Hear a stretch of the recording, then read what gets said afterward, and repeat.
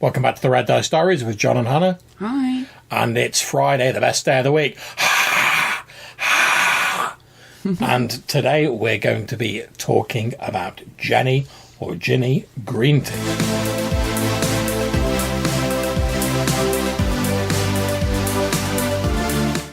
Okay, so we're doing something a little bit different for today's podcast.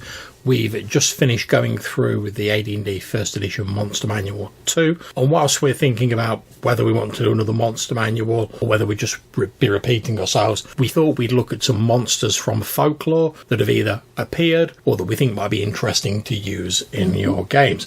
So the first one we're going to start with is Jenny Greenteeth. This is a hag-like figure from English folklore who in some legends was believed to lurk below the surface under various bodies of water, rivers, lakes, etc., and snatch the unwary, particularly children, into the depths. It's mostly prevalent in Lancashire, Cheshire and Shropshire from about the 19th century onwards, but was also present in other areas with slight differences in appearance and names. So, for instance, a similar sort of figure was known as Peg Powler in the area surrounding the River Tees, and a similar was the Grindelow from Yorkshire and Lancashire legend.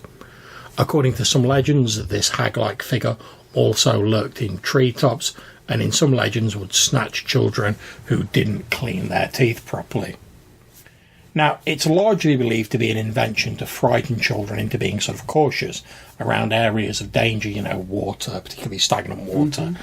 And similar figures are found around the world, such as the Slavic Rusalka and the Jamaican River Mummer.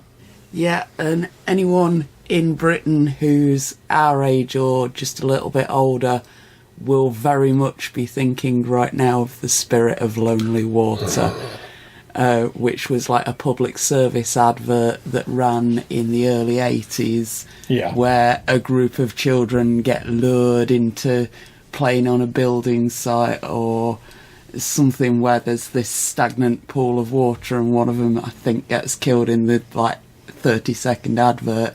You can find it on YouTube, and it was used to terrify a lot of kids our age. Yeah, I'm not sure if a kid gets killed in it, but there's certainly a bit where this Spirit of Dark and Lonely Water, which is portrayed as this dark, sort of robed, almost monkish-like figure, is oh, look at these unprotected children playing around this river. Little do they know that death is nearby. And then he says something about there's one of the kids who's prepared, and he's oh, I've got no power to get this one, with the obvious implication being you best make sure you know what you're doing around water, otherwise some creepy ass monk from an 80s Hammer horror film is going to lunge out of the water and get you. So that's the sort of traumatic ads that we were dealing with back in our childhood. But that's our version of this story. It's this horrible creature that lives under the water. Oh, exactly. That's there to get unwary children who are playing by the water. That's mostly a story that you tell to children to make them stay away from the water. Yeah, and I mean, there's a long tradition of sort of cautionary tales and folklore around the world, sort of myths, fables, etc., to warn people away from certain dangerous activities or dangerous areas. Mm-hmm. And obviously, you set up the Spirit of Lonely Water in modern times. Think of all the old sort of horrible don't drink and drive adverts that used to be, where you see people sliding along roads and going through car crashes. Still can't listen to that Mungo Jerry song without cringing. Yeah. So the sort of cautionary tale still has a strong place in our society nowadays, certainly in Britain, and I'm sure in other places.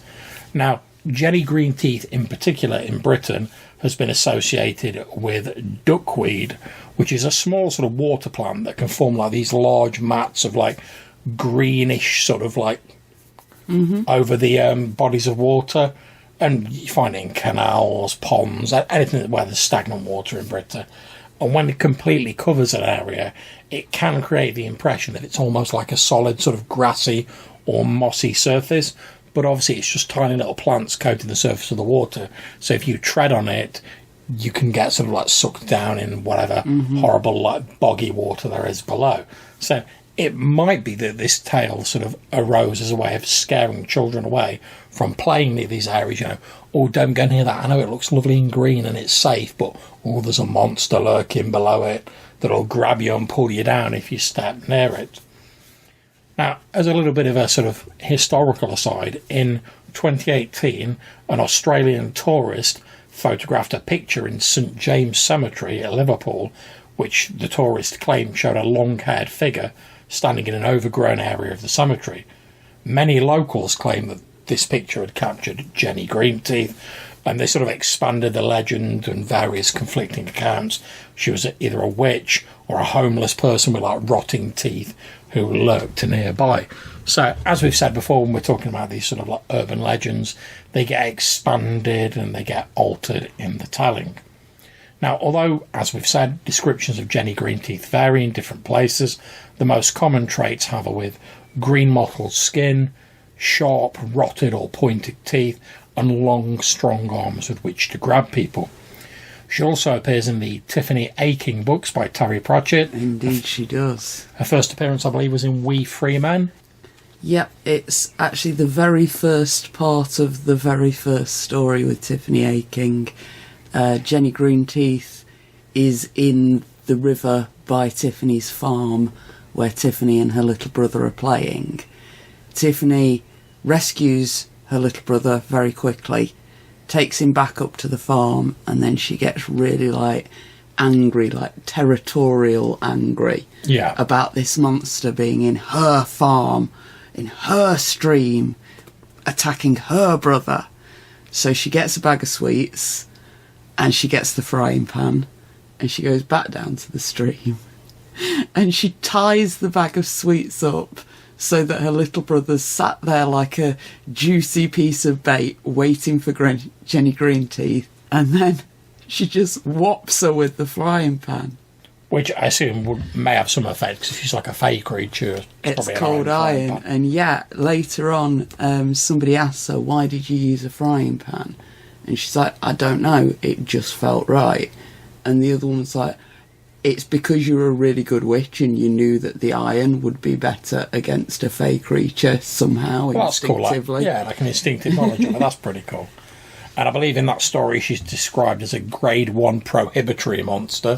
Indeed, yeah, and they have that same sort of idea that these are creatures that have been created by adults to frighten children, but in the Terry Pratchett books, the act of imagining a monster makes it real, and the more people believe in it, the more real it becomes until it can break through into the Discworld.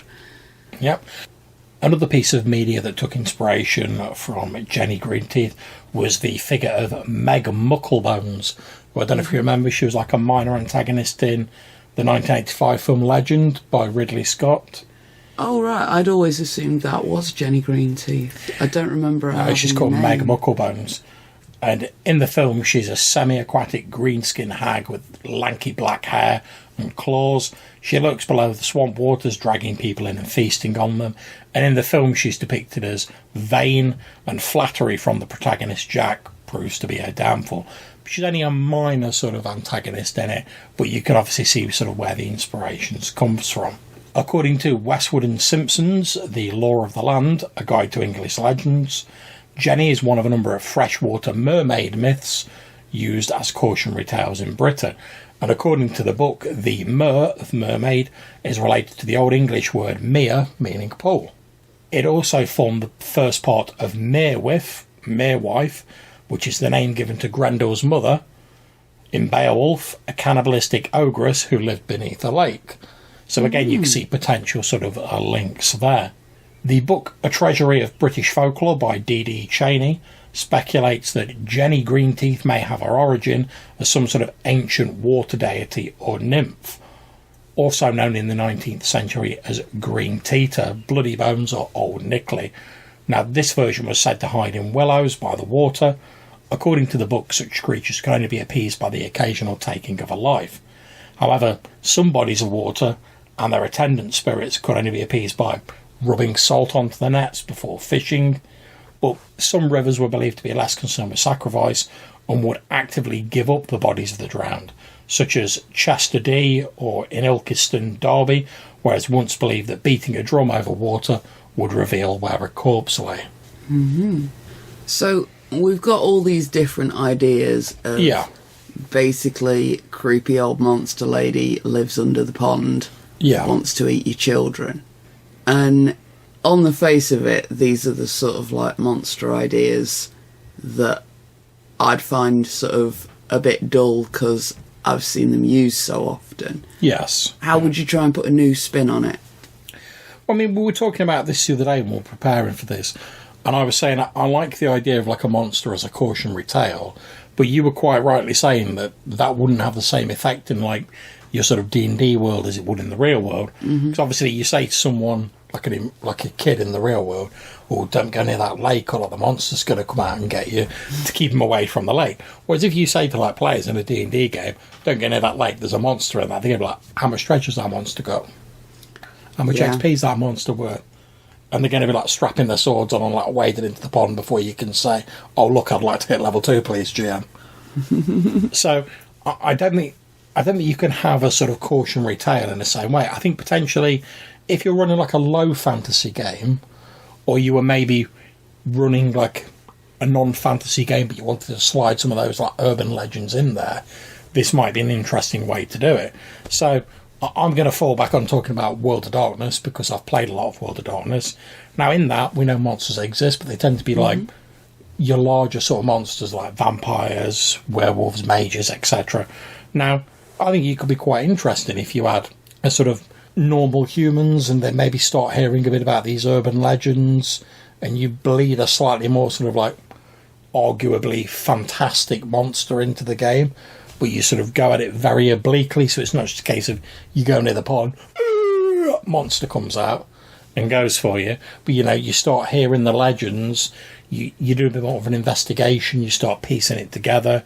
Maybe it doesn't turn out to be this green Jenny or whatever, maybe it turns out to be something else, but the legends sort of lead you in that direction. Yeah, and with you suggesting moving it to a more modern setting, it occurs to me that this is not a dissimilar creature from like the thing that kills Tasha Yar in TNG. Oh, Armus. Yeah.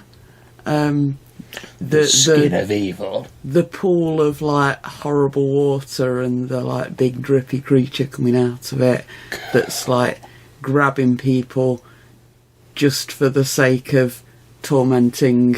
Yeah.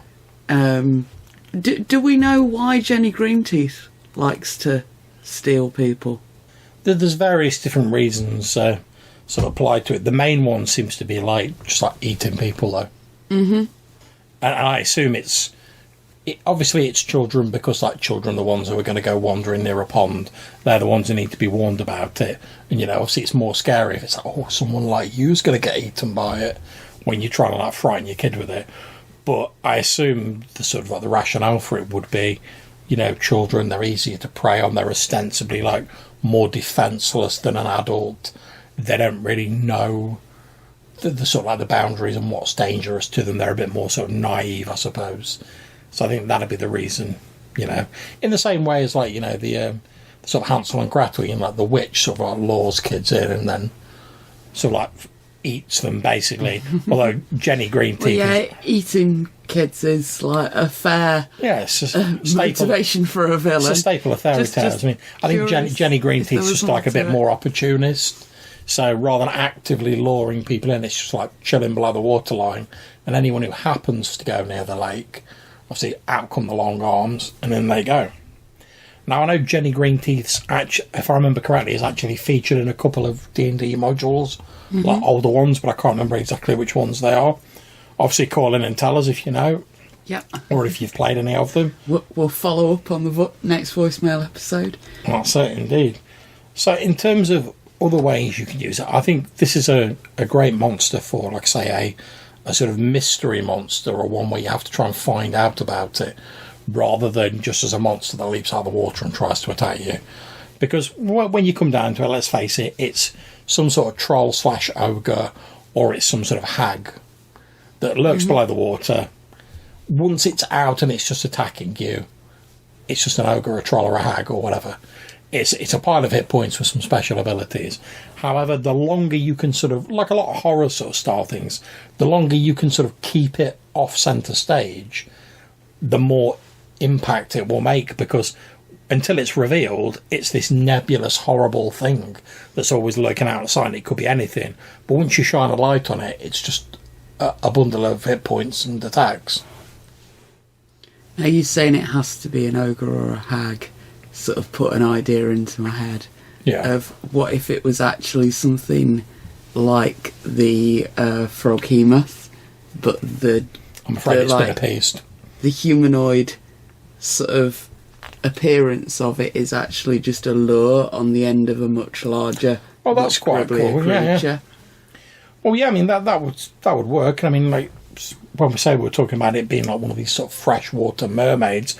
Obviously, mermaids are known for being able to lure people in. Mm-hmm. So, like you say, you could have it so that the Green Jenny's part of a lure, or who's to say that Green Jenny can't assume like an entrancing appearance, like a siren or something like that, in order to lure people in? Who's to say that like the kid doesn't see like a kindly old woman, or even their mother or someone like that, being like, "Oh, come over here, we're gonna head home." They go wandering over. Oh, splash! They're in the duck. You're falling into old stereotypes now, love. Well, that's it. So, well, old stereotypes are stereotypes for a reason. If they become archetypes, it's because they're used a lot, because they mean something to people. And I think obviously the sort of this sort of like crone, this sort of cautionary tale, obviously has a great deal of impact on people, because obviously we sort of fear anything that could potentially injure our children, and something which looks human but isn't in a way and is more predatory is obviously, because we consider ourselves to be like the top of the food chain. Mm-hmm. So something that looks like us but is actually above us in the food chain is extremely scary. It's that whole predator-prey thing. And if it threatens your young as well, mm-hmm. obviously it's that much more so. So yeah, I think you're right that it would be a lot more of an interesting monster in a modern setting when you're playing sort of normal humans, compared to in a fantasy setting where everybody's got superpowers already. Yeah, I mean, I think the danger of this sort of monster in a standard, like, let's say D&D sort of fantasy setting, is that it would be one of a large array of monsters in a D&D setting. And yes, whilst you might be like, oh, it's killed some like youngsters near a village, oh, that's terrible, that's a shame, it's not horrific in the sense of like it's a monster. It's horrific because of what it does, but it's not horrific because you're like, oh my god, it's something unnatural, like something we've never seen before. Because you'll be like, I've been like killing ogres and like goblins and like bugbears and the like since I was knee high to a 0-level hireling.